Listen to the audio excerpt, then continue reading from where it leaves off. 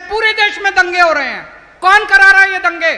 कौन सी पार्टी दंगे करा रही है? इस देश के लोग नहीं चाहते कि दंगे हो, इस देश के लोग शांति चाहते हैं। अगर आपको दंगा ही चाहिए तो उनको वोट दे देना। पूरे देश में कहीं गुंडे, लुच्चे, लफंगे, जाहिल, गंवार लोग जो होते हैं वो एक ही पार्टी में जाते हैं। पूरे देश में कहीं कोई बलात्कार करता है, ये लोग बलात्कार करने वाला का स्वागत करते हैं, उसकी शोभा यात्रा निकालते हैं। पहले दिल्ली में सरकार बनी, फिर पंजाब में सरकार बनी, और अब कर्नाटक में सरकार बनानी है। कर्नाटक के कोने कोने से आए हुए सभी भाइयों, बहनों, माताओं, बुजुर्गों, बच्चों, आप सब लोगों को मेरा नमस्कार, सबको मेरा प्रणाम। मंच पे भी चंद्रशेखर जी बैठे हैं, पृथ्वी जी, भास्कर राव साहब और बहुत गणमान्य लोग बैठे हैं। आप सब लोगों को मेरा प्रणाम, सबको मेरा नमस्कार। मैं हिंदी में बोलूँगा, कई लोगों को हो सकता है समझने में दिक्कत हो, उसके बाद कोई उसको ट्रांसलेट कर देंगे। मुझे माफ़ कर दीजिए, मैं कन्नड़ में नहीं बोल पाऊँगा, मैं हिंदी में बात करूँगा। मेरा अभी 2 दिन पहले दांत का एक ऑपरेशन हुआ था। बहुत ज़्यादा मुझे दर्द था, बहुत पेन था, लेकिन मैंने पृथ्वी को बोला कि आज यहाँ पे हजारों किसान आने वाले हैं, आज यहाँ पे किसानों के नेता चंद्रशेखर जी आने वाले हैं, तो चाहे मुझे पेन किलर का इंजेक्शन लगाना पड़े, मैं आऊंगा जरूर यहाँ पे। तो चंद्रशेखर जी, आज मैं बहुत सारे पेन किलर लेके आया हूँ। मुझे आज आना था क्योंकि हम किसानों की इज्जत करते हैं, हमारी पार्टी किसानों की इज्जत करती है। सबसे पहले चंद्रशेखर जी का आम आदमी पार्टी में तहे दिल से स्वागत है। आज यहाँ पे हजारों किसान पूरे कर्नाटक के कोने कोने से आए हुए हैं। आप सब लोगों का आम आदमी पार्टी में तहे दिल से स्वागत है। मैं आप लोगों को बधाई भी देना चाहता हूँ। किस चीज की बधाई? 2 मिनट में बताता हूँ। कहते हैं इंसान को अहंकार नहीं करना चाहिए। रावण ने अहंकार किया था। रावण सीता माता को हर के ले गया, उसको सबने समझाया कि रामचंद्र जी भगवान हैं, भगवान का अवतार हैं, इनसे दुश्मनी मत लो। विभीषण ने समझाया, रावण की पत्नी मंदोदरी ने समझाया कि सीता को वापस कर दो, लेकिन रावण में बड़ा अहंकार था। उसे लगता था वो तो सारी दुनिया को जीत सकता है, वो नहीं माना। अंत में हम सब जानते हैं रावण का क्या हुआ। उसी तरह से केंद्र सरकार को अहंकार था, उनको लगता था वो कुछ भी कर सकते हैं। उन्होंने 3 काले कानून पास किए, उनको अहंकार था कि हमें किसानों की जरूरत नहीं है। केंद्र सरकार को बहुत समझाया, किसानों से पंगे मत लो, किसान अगर सड़क पे उतर गए तो तुम्हारी सरकार हिल जाएगी। केंद्र सरकार नहीं मानी। अंत में 13 महीनों के संघर्ष के बाद केंद्र सरकार को 3 कानून वापस लेने पड़े। मैं आप सब लोगों को सलाम करता हूं, आपके संघर्ष को सलाम करता हूं। आपने वो कर दिखाया जो कोई नहीं कर पाया, उनके अहंकार को आपने रौंद दिया। आज किसानों को राजनीति में आने का निर्णय क्यों लेना पड़ा? 75 साल हो गए आजादी को। 75 साल के बाद भी आज किसानों का इतना बुरा हाल है। देश के कोने कोने में किसान आत्महत्या कर रहे हैं। किसान, छोटा किसान खासकर, इतनी गरीबी की हालत में जीता है। किसान का बेटा किसान नहीं बनना चाहता, वो चाहता है मैं कुछ और बन जाऊं लेकिन मैं किसान ही नहीं करूंगा। इन्होंने किसानों का बुरा हाल कर दिया। अभी जैसे चंद्रशेखर जी ने बताया, देश का 45% लोग किसानी के ऊपर निर्भर हैं। इतनी बड़ी जनसंख्या के अंदर लोग अगर किसानी पे निर्भर हैं, अगर ये सब लोग इकट्ठे हो जाएं तो बड़ी से बड़ी सरकारों को गिरा सकते हैं। चंद्रशेखर जी, हम भी आंदोलन से निकले हुए हैं। हम भी रामलीला मैदान में बैठा करते थे अन्ना हजारे जी के साथ। हमें भी, हम क्या कह रहे थे? हम कह रहे थे भ्रष्टाचार दूर करो, भ्रष्टाचार खत्म करो। उन्होंने हमें चैलेंज किया, बोले केजरीवाल जी भ्रष्टाचार दूर करना है तो चुनाव लड़ो, राजनीति में आओ, खुद चुनाव लड़ लो।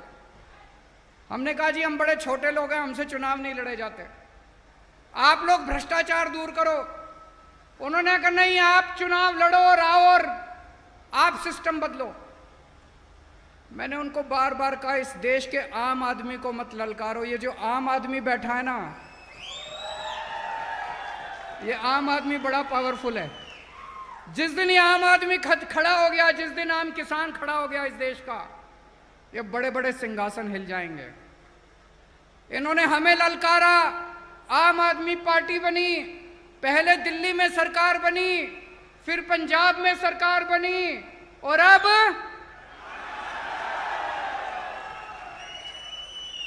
अब कर्नाटक में सरकार बनानी है। बनानी है कि नहीं बनानी है? दोनों हाथ खड़े करके बताओ कर्नाटक। अभी मैं सुन रहा था, चंद्रशेखर जी बोल रहे थे इसके पहले वाली सरकार 20% की सरकार थी, अभी वाली सरकार 40% की सरकार है। दिल्ली में 0% की सरकार है। और ये मैं नहीं कह रहा, दिल्ली में कट्टर ईमानदार सरकार है, एक पैसे की रिश्वत नहीं लेते, एक पैसे की। इस बात का सर्टिफिकेट मैं हमारे देश के प्रधानमंत्री नरेंद्र मोदी जी से लेके आया हूं कि केजरीवाल सबसे ईमानदार आदमी है। कैसे? प्रधानमंत्री जी ने मेरे ऊपर सीबीआई की रेड कराई। सीबीआई वाले मेरे दफ्तर में आए, मेरे घर पे सीबीआई की रेड हुई, दिल्ली पुलिस की रेड हुई, इनकम टैक्स की रेड हुई, सबकी रेड हुई। मेरे बेडरूम को भी छान लिया उन्होंने, कुछ नहीं मिला। तो हार के प्रधानमंत्री जी को सर्टिफिकेट देना पड़ा कि सबसे देश में सबसे कट्टर ईमानदार एक ही मुख्यमंत्री है, केजरीवाल। उन्होंने मनीष सिसोदिया के ऊपर रेड कराई, मेरे सारे मंत्रियों के ऊपर रेड कराई, मेरे 20 एमएलए के ऊपर रेड कराई, कुछ नहीं मिला उन लोगों को। सबसे कट्टर ईमानदार सरकार है, पहले दिल्ली में बनाई, उसके बाद पंजाब में बनाई, अब कर्नाटक के अंदर भी ईमानदार सरकार बनाएंगे। ये 20% और 40%, ये सारा हिसाब किताब इनका बंद करना पड़ेगा। मैं एक आम आदमी हूं, मुझे पॉलिटिक्स करनी नहीं आती, मैं आप ही की तरह हूं। मेरे भी घर में मेरी वाइफ है, मेरे बच्चे हैं, मेरे माँ बाप मेरे साथ रहते हैं, पर मैं एक आम आदमी का दर्द समझता हूं। एक आम आदमी किस तरह से इतनी महंगाई के जमाने में अपने बच्चों को पालता है, मैं ये समझता हूं। एक आम आदमी क्या चाहता है कि मेरे बच्चों को अच्छी शिक्षा मिले, अच्छे स्कूल में शिक्षा मिले। जब हमारी सरकार बनी, दिल्ली में सरकारी स्कूलों का बहुत बुरा हाल था। कर्नाटक में भी मुझे बताते हैं सरकारी स्कूलों का बुरा हाल है कि नहीं है? सरकारी स्कूलों का बहुत बुरा हाल था। आज दिल्ली के सरकारी स्कूल प्राइवेट से ज्यादा अच्छे हैं। 5 साल के अंदर, 5 साल में हमने दिल्ली के सरकारी स्कूल बदल दिए। इस साल सरकारी स्कूलों का, दिल्ली के सरकारी स्कूलों का 99.7% रिजल्ट आया है। 99.7%। मैं आप सब लोगों को इनवाइट करता हूं, आप दिल्ली आइए। दिल्ली आके हमारे दिल्ली के सरकारी स्कूलों को देखिए, शानदार सरकारी स्कूल। सरकारी स्कूलों में स्विमिंग पूल हैं, लिफ्ट हैं, शानदार ऑडिटोरियम है। आपने प्राइवेट स्कूल ऐसे नहीं देखे होंगे जितने अच्छे सरकारी स्कूल। इस साल 4 लाख बच्चों ने अपने नाम कटवा के, प्राइवेट स्कूल से नाम कटवा के सरकारी स्कूल में भर्ती हुए हैं। This is magic. 75 साल में देश में ऐसा नहीं हुआ। पूरे देश के अंदर सरकारी स्कूलों का बुरा हाल है, दिल्ली के अंदर सरकारी स्कूल, शानदार सरकारी स्कूल। कर्नाटक में चाहिए कि नहीं चाहिए? केवल आम आदमी पार्टी कर सकती है। दिल्ली में पहले सरकारी हॉस्पिटल्स का बहुत बुरा हाल था, डिस्पेंसरीज का बहुत बुरा हाल था। आज दिल्ली में इतने शानदार हॉस्पिटल कर दिए। अब लोग मैक्स में, अपोलो में, फोर्टिस में, बड़े बड़े हॉस्पिटल में नहीं जाते, दिल्ली के सरकारी हॉस्पिटल के अंदर अपना इलाज कराते हैं। और सारा इलाज मुफ्त है, सब कुछ मुफ्त है। आपको अगर बुखार है, क्रोसिन चाहिए, वो भी मुफ्त है। अगर आपको बहुत बड़ी बीमारी हो गई, किडनी ट्रांसप्लांट कराना, 40 लाख 50 लाख रुपए का भी खर्चा आएगा, वो भी मुफ्त है। दिल्ली सरकार दिल्ली के 2 करोड़ लोगों के लिए, दिल्ली में 2 करोड़ लोग रहते हैं, दिल्ली के 2 करोड़ लोगों के लिए हमने सारा इलाज मुफ्त कर दिया। दिल्ली में बिजली भी मुफ्त है। ये मैजिक है। पहले दिल्ली में बिजली खूब जाया करती थी, 7-7, 8-8 घंटे के पावर कट लगते थे। अब दिल्ली में 24 घंटे बिजली आती है और मुफ्त बिजली मिलती है लोगों को। 0 बिजली के बिल आते हैं, 0 बिजली के बिल। आप लोग आश्चर्य करेंगे कैसे।